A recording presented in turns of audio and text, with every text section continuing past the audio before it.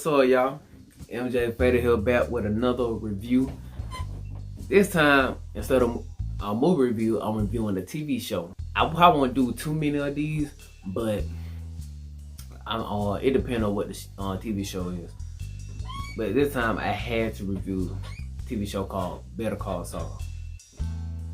Now, a lot of people, at least people that I talk to, have been talking about this show, man, and I don't know why. I love this show. It's well. Before I get into it, like and subscribe to this channel, man. Like this video, share it to your family, your friends, your loved ones, all of them. Also hit the notification button, notification bell, and so you hit the notification bell so you can be able to get notification when I post some movie reviews or TV reviews or any type of videos, so you can get all my content when I post them on YouTube. And also comment below what y'all think about the review, what y'all think about the channel, what y'all think about what I should do to help the channel grow and help it improve my reviews, and any ideas on some videos I should do or something like that. I might take y'all advice. I mean, I don't know, but yeah, just comment below what y'all feel, how y'all feel, and yeah, man. Alright, Better Call Saul. Now, before I get into Better Call Saul, I have to talk about, of course, Breaking Bad, because if y'all haven't seen Breaking Bad, actually, if you haven't seen Breaking Bad, I think it's kind of good in that you should check out Better Call Saul first, then watch Breaking Bad, because I think that will just be able to flow better with the two shows, seeing that Better Call Saul is a prequel to Breaking Bad.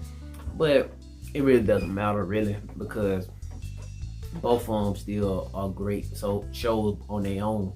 And whether you want to watch Breaking Bad first, what came out a couple years before Better Call Saul, or you can watch Better Call Saul first, and then just after you finish watching Better Call Saul, just jump on Breaking Bad, and there you go, man. But Breaking Bad was a show about Walter White, who was a school teacher who ended up turning into a drug dealer because he ended up gaining cancer later on in his life, and he wanted to make sure he leave his family well off when he died.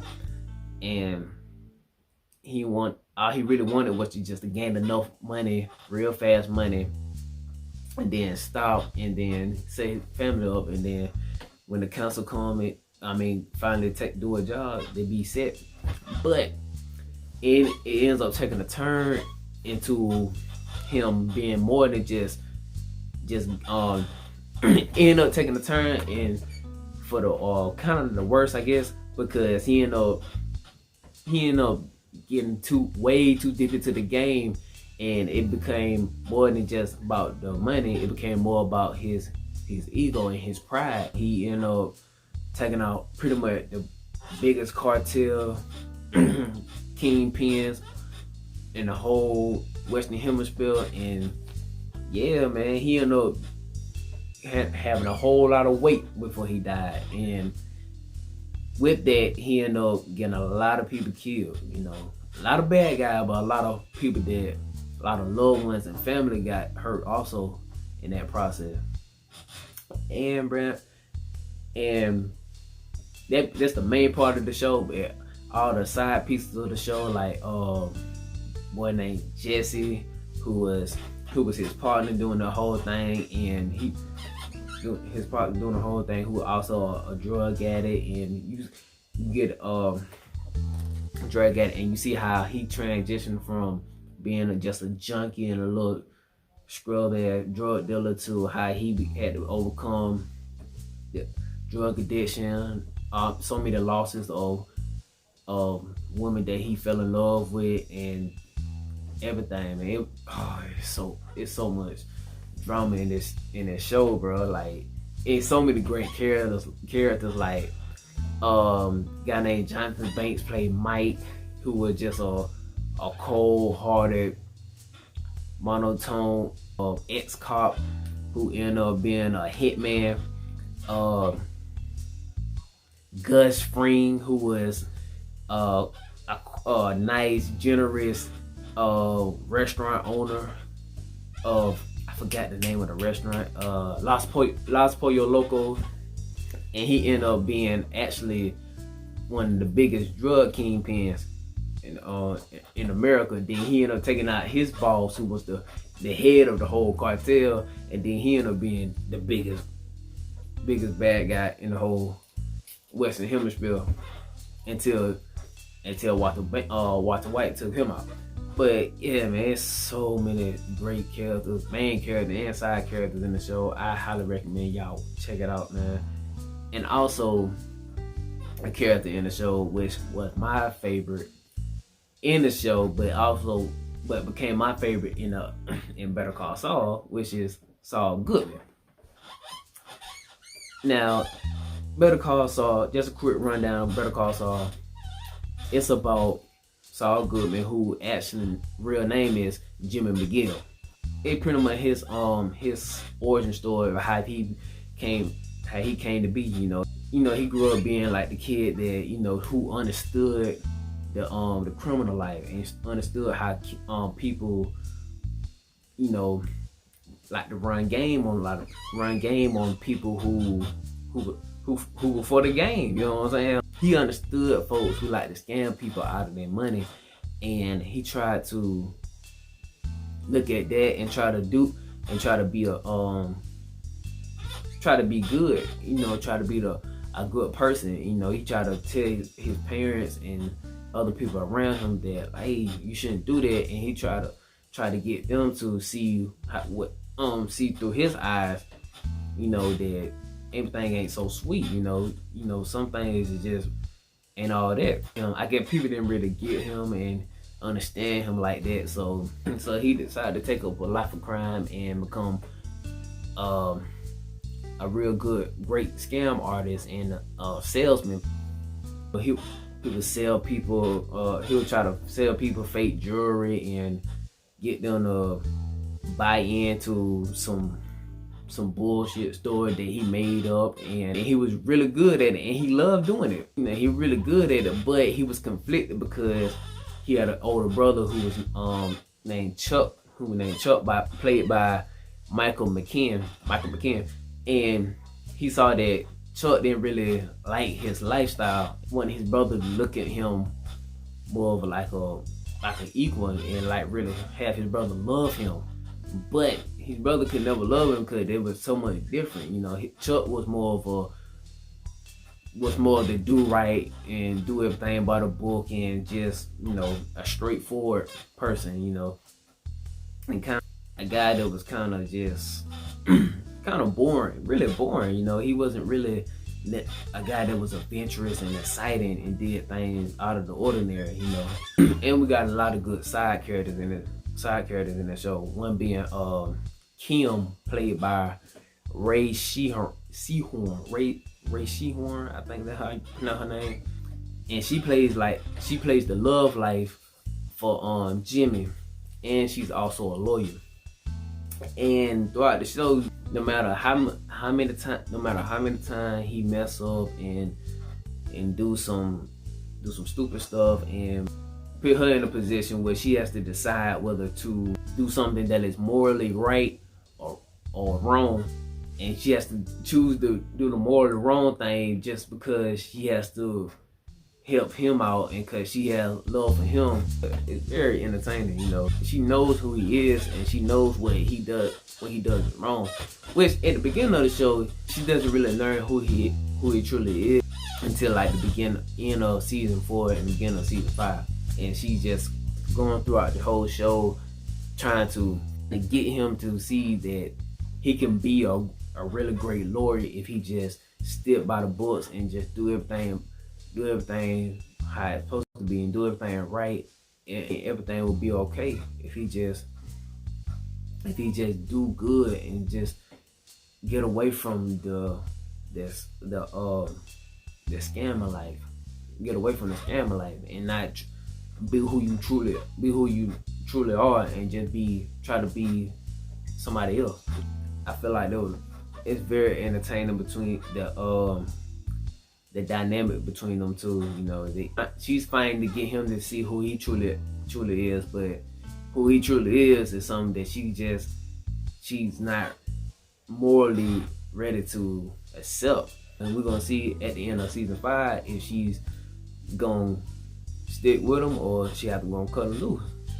Yeah, man, that's pretty much the whole summary of what the show is about. And this time in season 5, they started off with a 2-night episode premiere. I mean, they showed episode 1 Sunday night and episode 2 Monday night. We started off from where we left off in season 4.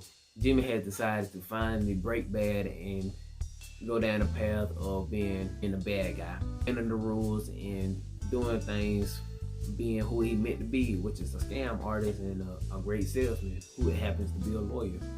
And it started off kind of slow. You know, him and Kim had this conversation about him changing his name to Saul Goodman instead of being Jimmy McGill.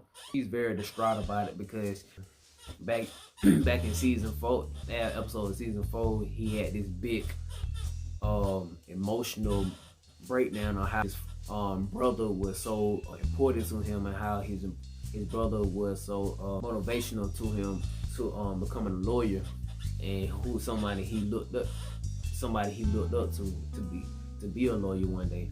And it was very emotional, and Kim felt at that time when he was talking that she turned over a new leaf and decided to finally do good and be a lawyer that does everything by the books. But then once they leave out, he started just cheering because the bar finally decided to give the bar members finally decided to give his license back. And then she's like, "Whoa, I thought you really meant everything you said in there," but everything he said he didn't really mean. He's finally done with his brother. You know, he's over it. His brother died back in a couple seasons ago.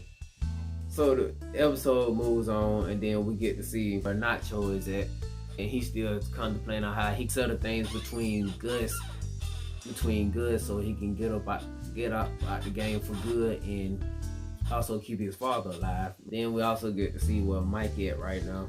He's still shook over how he killed another man from season 4 because he supposed to help build this lab for Gus Fring so he can start cooking milk, so he can start earning earn even more income he can give to his boss, who's the head cartel, and also have some side money for himself.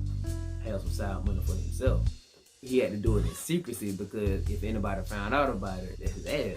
You know what I'm saying? The guy ended up escaping because he wanted to see his wife, and he was pretty much trapped. Not really trapped up, but he was trapped there because they had 24-hour surveillance on him and all that, and they couldn't leave until they got finished with the lab. It was gonna take a long time, and he been away from his wife for so long, so he ended up escaping, and then he put on Mike in a position where, hey, I trust you to have the guy under control, but you just got down let the man escape. So what you gonna do? So Mike had to put him down, man. He had to take him out. I know I'm kind of just all over the place, man. I just seen it. I'm trying to get all my thoughts together. Also, it's good to see Jimmy and Saul now, and that he's finally taking up the role as the criminal mastermind. He thinks like a criminal. He thinks of how to judge people and get money out of people who he feels don't really need it and should be in other people's hands who can use that money better. And it's just amazing how he can just scam folks and just use his way of words and just get everybody to believe in what he's talking about. You know, it's just amazing, man. Also, I gotta talk about Vince Gilligan and the great camera work that he got. You know, man, that's one of the reasons why I love the show so much, because Vince Gilligan, he would shoot a shot from an angle that just sits in your mind and it resonates. He will shoot a shot over just a random, just like a random busted up shoe or something, man. But it's just not just a random shoe. That shoe actually means something, and you don't really find that out to maybe like at the end of the episode. Or he'll shoot a shot of someone standing in the window, and you'll see somebody else like pop up right beside them, or in another window or something like that. And it's, I don't know, it's just, the way he positioned the camera and just how he directs his actor to be in the camera. It's just, I ain't seen nothing like it, man. It's very unique, and I really enjoy that aspect of it. And I'm very interested in how season 5 is gonna play out, man. For me, I would rate both of the episodes together. I would rate both of them at 3.7 out of 5. Just because season 1, it started off kind of slow and wasn't too much action in it. It was really just recapping on how everything played out from season 4, last episode. Episode 1 was really just showing everybody, alright, this is what everybody's at, and this is what they're doing and going into season 5. And then season 2 is what it really jumped off, and it started off real good, and then it ended really good. There's fear here. There's emotion. You're searching for a hero. Will no one save you? But don't hit it too hard. Yeah, man. If y'all last through that whole review, if y'all last through that whole review to the very end, hey, I appreciate that, man. Much love. And if y'all like this, man, hit that like button. If you like a whole lot, subscribe. If you like a whole lot, hit that notification button too. Notification bell, man. And also share it to your family, to your parents, your boyfriend, girlfriend, all of them, man. And just also check out Better Call Saul and Breaking Bad, man. And I feel like those are really great shows, and you should check them out. And also let me know if y'all have been watching them and keeping up. Let me know down below how y'all feel about episode 1 and episode 2.